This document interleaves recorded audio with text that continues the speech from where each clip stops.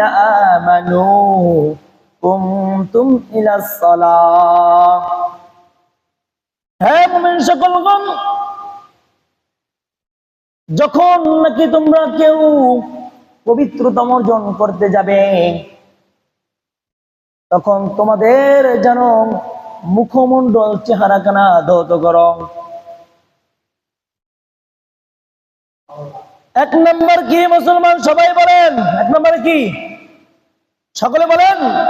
মুখমণ্ডল ধৌত করান যেই কোনো পবিত্রতম অর্জনের জন্য সর্বপ্রথম যেই কাজ, তা হলো এক নম্বরে সমস্ত মুখমণ্ডল ধৌত করা। এক নম্বরে কি বলেন? সমস্ত মুখমণ্ডল ধৌত করা।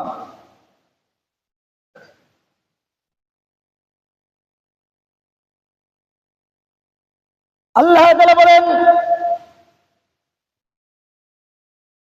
আগসিলু জুহাকুম, এরপরে তোমাদের দুই নম্বরে দুই হাতের কনুষ ধৌত করো। দুই নম্বরে কি?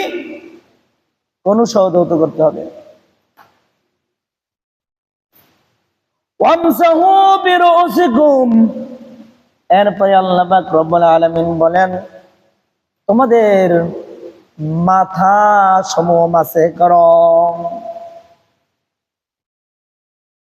ওয়া আরজুলাকুম ইলাল কাবাইন, আল্লাহ মায়ের সাথে বলতেছে মুসলমানদেরকে শেখানোর জন্য। এরপরে চতুর্থ নম্বরে দুই পায়ের টাকনু ধৌত করা। এই টাকনু পর্যন্ত ধৌত করো। তাহলে কি হবে? মুসলমান পবিত্রতা অর্জন করতে পারবেন। পবিত্রতা অর্জন করার জন্য আমাদের হযরত উলামায়ে কিরাম একটা বিষয় বলে দেন, অজুতে কয় ফরজ? মুসলমানেরা বলেন সবাই, অজুতে কয় ফরজ? আবার বলেন, অজুতে কয় ফরজ? এইটা একটা ক্লাস। আপনাদের কাছে খারাপ লাগতেছে? এটা একটা কি বলেন? ক্লাস। আমার বাবাদেরকে শিখানোর জন্য বলি। এখন অনেকে বলবেন, বাবা আমি তো পারি।